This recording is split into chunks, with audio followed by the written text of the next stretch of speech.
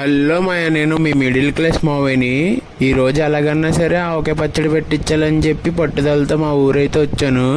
First of all మా ఫ్రెండ్ని చెట్టు ఎక్కించి మామిడికాయలన్నీ కోయిపించాను మాయ. ఇలా కోయిపించిన మామిడికాయలన్నీ తీసుకుని రాజమండ్రి అయితే వచ్చాను ఆవకాయ పచ్చడి కొట్టిద్దామని. ఈయన ఇక్కడ ఒక్కాయ 2.5 చెప్పారు. 100 కాయలకి ఎంత అయిందో కింద కామెంట్ చేయండి. ఇంకో పక్కనేమో మాగి కోసం మొక్కలు కోస్తున్నారు ఇంట్లో.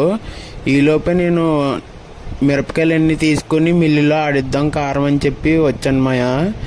ఫైనల్గా మనం ఇంటికి అయితే వచ్చేసాం కారం తీసుకుని.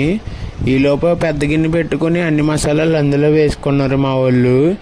ఈ గ్యాప్లో ఒక్కొక్కటి అన్నీ మిక్స్ చేస్తూ వచ్చారు మాయ. అలాగే ఒలుచుకున్న ఎల్లుల్లిపాయ రబ్బలు కూడా వేశారు. ఫైనల్గా మొత్తం పిండి అంతా ఇలా కలిపేశారు మాయ. కలిపిన పిండిలో ఇలా వేరుశనగలో మామిడికాయ ముక్కలు నానేయాలి మాయ. ఎందుకు నానబెట్టాలంటే ఆ మామిడికాయ ముక్కకి పిండి అంతా పట్టాలి కదా. అలా అయితే ముక్కకి బాగా పిండి పడుతుందని వాళ్ళు చెప్తున్నారు. ఇలా మొత్తం ఎంతైతే పిండిందో దానికి తగ్గట్టు ముక్కలన్నీ ఒక్కొక్కటి వేసుకుంటూ రావాలి. చివరాఖరికి ఇలా ముక్కలన్నీ నిండిపోతాయి మాయ. పైన అలా ఆయిల్ వేస్తూ పిండి ఎక్కడ తడి పొడి లేకుండా కలపాలంట. అలా అయితే పచ్చడి ఎక్కువ రోజులు ఉంటుంది, అంతేకాకుండా టేస్ట్ కూడా బాగుంటుందని చెప్పారు. ఇలా కలిపిన పచ్చడిని మొత్తం మా అక్క అయితే జాడీలో తీసింది మాయ.